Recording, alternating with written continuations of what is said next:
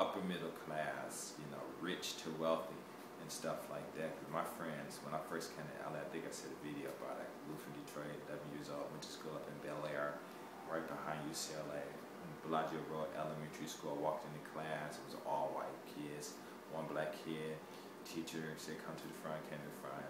New student Ralph who wants to take him around. I looked at the black kid. He didn't even look at me, you know. And 3 white kids jumped up, and they all lived in Bel Air, you know. And bam, ever since then I was just with the white kids and stuff, you know.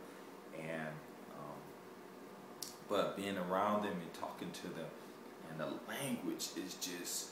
Wow, it's just like, it was like, wham, wham, wham, just getting hit in the head. But I wasn't stupid anyway, you know. I had got a degree, not a degree, but some certificate for my English achievements in E-Course High.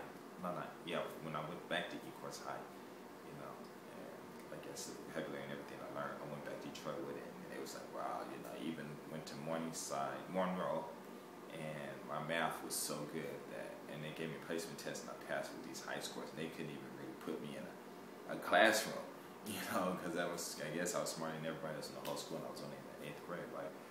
And but the vocabulary, oh man, I went over time, I'm sorry. But the vocabulary that they use, if you understand vocabulary, it's a word, and when in a word, if you understand a word, within a word there is lots and lots and lots of information within these words, and if your vocabulary is one, two syllables, at most 3 syllables, you know, and you're saying the same words all the time, and you're not using no synonyms and stuff like that, then the information that you exchange that's within those words or within the vocabulary is not going to be a lot. And if it's not the type of vocabulary, because to me, this is vocabulary. Vocabulary is like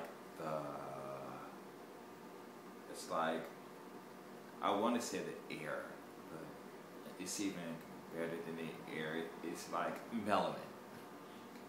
Everywhere you go, it's there, whether you want to or not, and that's vocabulary.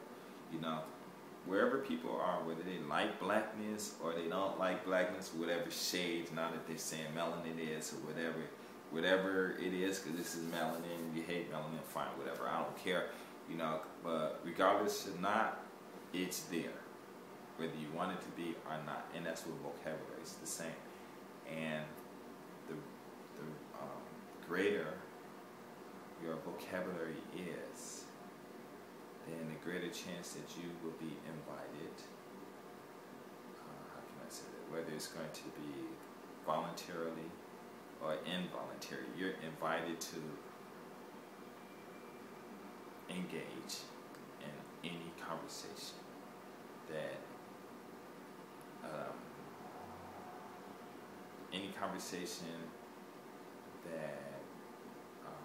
contains the words that you understand, and it's better than the past. You know what I'm saying? Because the past, at least you have to go and apply for one. The vocabulary, you know, just get an unabridged dictionary and just start reading and stuff.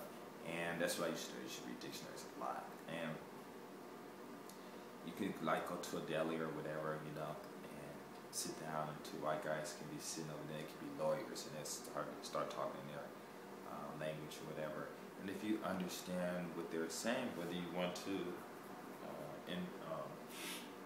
whether you want to listen to them or don't listen to them, if you understand the vocabulary, all that information is just coming in, and they can. And of course, if you black anyway, and they're definitely going to start talking, you know, oh, he ain't gonna understand what we're saying. And if you understand information, you're like, wow, you know, you're getting all this free education and stuff like that, you know.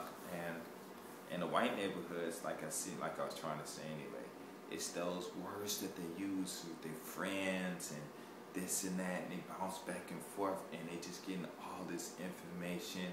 Because one thing that's the beauty about vocabulary is that there are a lot of synonyms, and I guess the synonyms are made to kind of disguise the meaning so that certain people know and other people don't know. You know, it's almost like a status separator or something like that. I don't know, I'm trying to say a partition or something like that, you know. And but it's just really interesting. And I went back to Venice. I think it was like 1995 or 96, and visited some of the homeboys and stuff. I was on 7th in Indiana, and was talking to some people and stuff. And they walked away. Long time no see. How you been? I'm like, good. Where you been? Philippines and stuff. Oh, da da da. And they're like, you sound white. I'm like, huh? What do you mean I sound white? I don't sound white. I sound like all this. No, your vocabulary's changed and this and that. And I was like, and that was like the first time I heard that, right? And I was like, huh? And then when I got home, I started really thinking about that, you know. But the whole thing was when I was in Venice, though, because I used to always walk. When I would have books, and I would walk down the street reading books. Wherever I was going to bus. Sometimes I'd be driving, reading a book while I'm driving in LA. And so I always had books on my hand and stuff. So the vocabulary was just incredible and stuff, you know. But it was just interesting. But I brought that up for a reason. You know, there's no such thing as a white man's language. You know, it's for everyone, and they can't just claim it and stuff like that. You know, and no one else can, because it's written that we talk the world language, stuff like that. The Greeks wrote it, and the French wrote it too. And the one French guy that went with Napoleon when he blew off the face of the Sphinx and stuff, you know, he was there. He even said, you know, it's strange how the black people are hated by the world, by us white people, but they're the ones who taught us this, and even our language, you know. I think it's Voltaire or something like that. I can't think of his name. But you got to find some books, because it was a time when America, they didn't even write that in the book, you know, until he learned English and he realized that it wasn't in there. He got mad and told him to put it back. You know, it's kind of messed up. But anyway, yeah, vocabulary is very important. And another thing about a vocabulary is a word is a word. It doesn't even matter what language. So a lot of brothers and sisters out there, you know, you're learning Japanese, Korean, whatever language, you got to understand that all that language and stuff came from us, you know. And people gonna say, no, it can't come from us, and you know.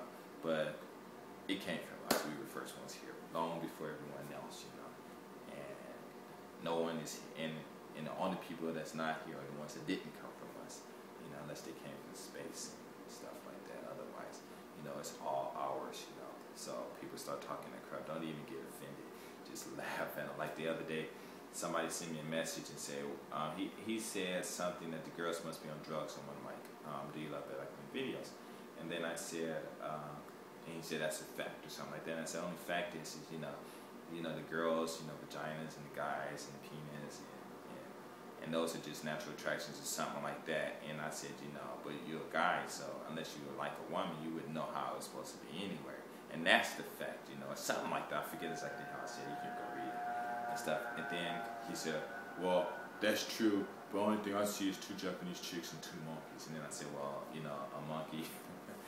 I said, well, I have black skin and a black penis and stuff, right? And then he wrote back, said, well, I wasn't referring to that. I was referring to intelligence. And then I said, well, he's intelligence. And I said, basically, I said, well, if you're referring to intelligence, you know, then why bother? That's not intelligent. Why even bother, you know, to make a statement? You know, that's not intelligent, you know. And I forgot why we brought that up. I think somebody was just talking about before. But the whole thing about it, oh yeah, it's when you respond to people, you know, you hit them off in an intelligent way. And sometimes people, you know, you'll catch them, you know, because they'll like call you stupid.